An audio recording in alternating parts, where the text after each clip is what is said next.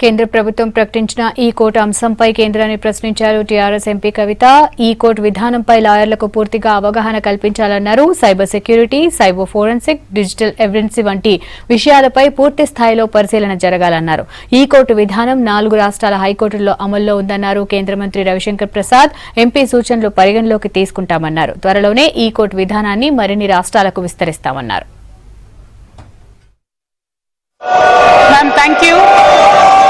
An e-court, the first e-court of India was supposed to be started in October of this year. I would request the Honourable Minister to please let the House know as to when is the first e-court of this country going to start. And the second thing, sir, Honourable Minister had just said that it is the lawyers who have to get prepared to do the complete e-court in this country. But then do you realize, sir, there is a techno-legal approach that the government should take into consideration and give the training, particularly in terms of cyber security, sir, cyber forensic, digital evidencing, prison reforms and many more aspects.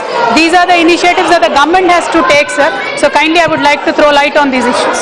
Honorable member has asked a very serious question. Yes, it has many components.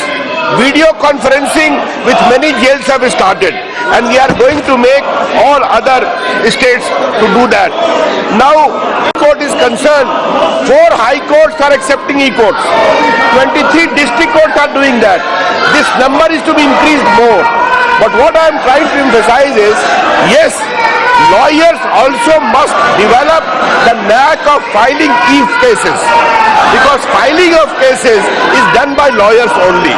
Therefore, I was telling, without meaning any disrespect to that, but it is an ongoing process.